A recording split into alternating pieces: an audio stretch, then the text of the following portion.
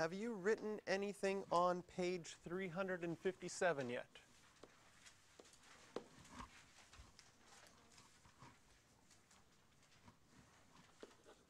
All right, we're going to do two examples on page 357. The first one is this example. And I'm going to introduce you to a new number. See if you can find it on your calculator. Your calculator has a pi button. See if you can figure out where the E button is on your calculator and find out what E is equal to. Nope. E as in that little E like this. Tell me what. See if you can get your calculator to tell you what it's equal to.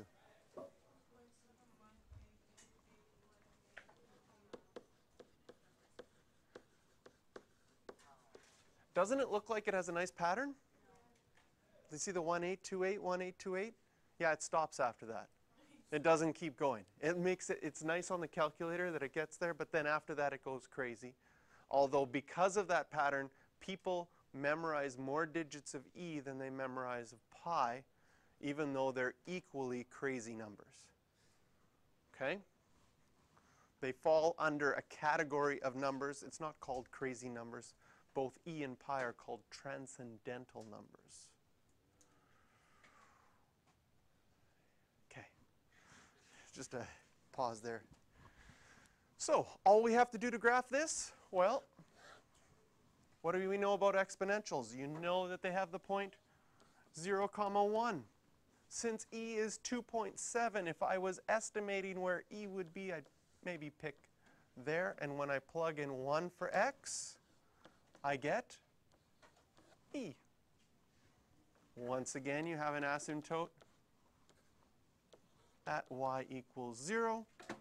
And our graph looks like every other exponential graph. It just feels a little bit different because you're using a new number, the number E. It sounds wrong, the number E. Do they still have Sesame Street on TV, or is that show so old that I'm really old? Because when I was a kid, there was Sesame Street on, and every episode was brought to you by a number and brought to you by a letter. But I don't know if they've ever had a Sesame Street brought to you by the number E. I've been waiting. That kind of freaked kids out. I think maybe they tried, and that's why they canceled the show.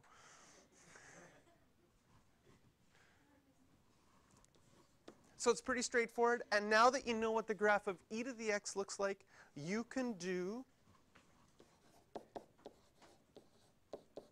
let's see, x minus 2. You can do graphs like this. And it's not that bad.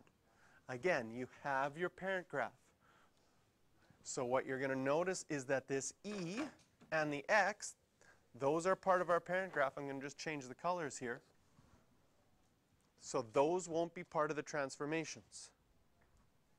If we take the points that are on our original graph, we had, of course, 0, 1. We had 1, e, and we have our asymptote at y equals 0.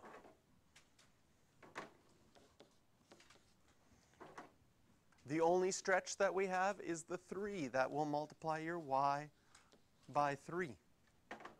So what's going to happen? You're going to get 0, 3, and you're going to get 1, 3. Exactly.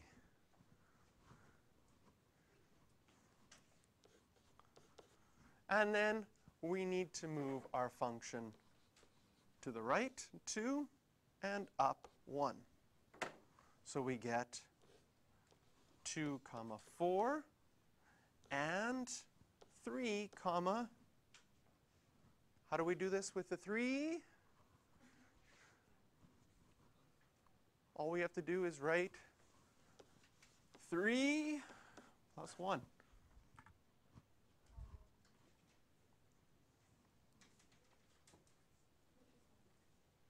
What's going to happen to our asymptote? It's just going to get moved up 1 to y equals 1. So now when we go to graph this,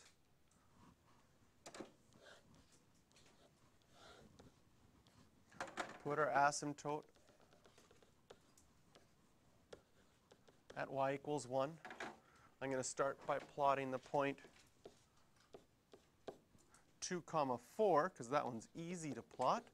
And then the other one, 3e plus 1, well, you could take your calculator out and see what happens when I type in 3e plus 1. Tells me 9.15. So when I go to graph it,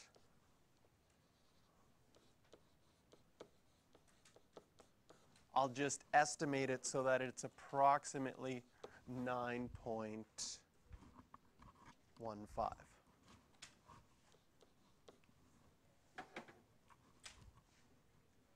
Then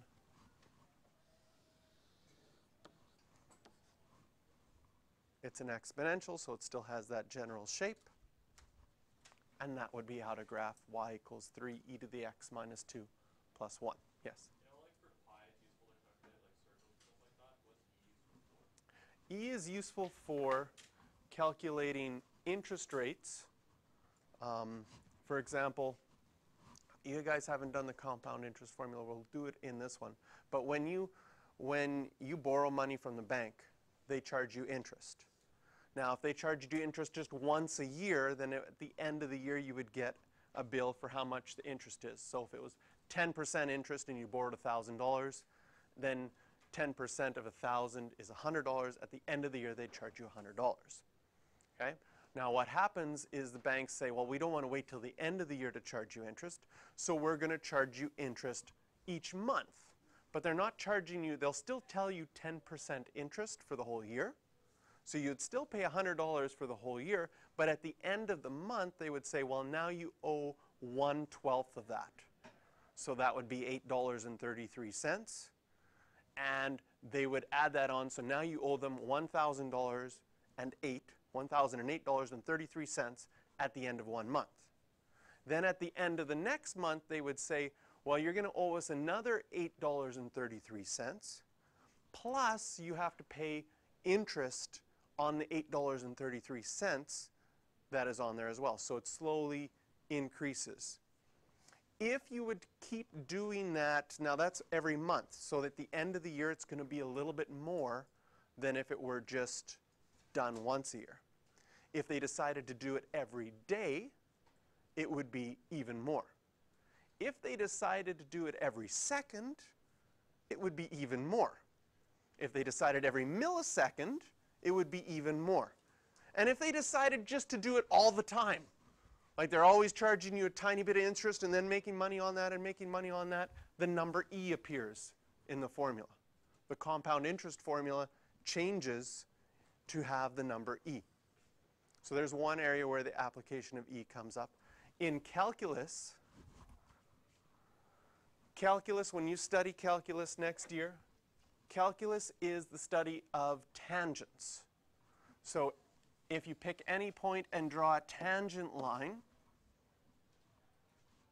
calculus is figuring out what the slope of that tangent line. The function y equals e to the x is the only function where, I guess I didn't really draw a good one, but the slope of this line should be 1, exactly what the value is. If I drew a tangent line here, the slope of that line would be e, exactly what this function is. And it's the only function that does that. So it's special in calculus that way as well. Now, as far as, I talked about no bank is going to ever charge you money all the time, okay? And even if they did, it doesn't make that much of a difference, but it would be a huge PR move that would be bad. We'll see in some examples later why it doesn't make a big difference. But if people found out they were getting charged interest all the time, they would move banks. We're also going to find out that that number E then becomes, because it represents continuous growth, it represents a model with like human population being very large. And like during this lesson, somebody was born somewhere in the world. Somebody died somewhere in the world. Our population was always growing And so it can get modeled with a continuous growth model, and then the number E comes up in that as well. So it's kind of cool that way. Okay. That is the end of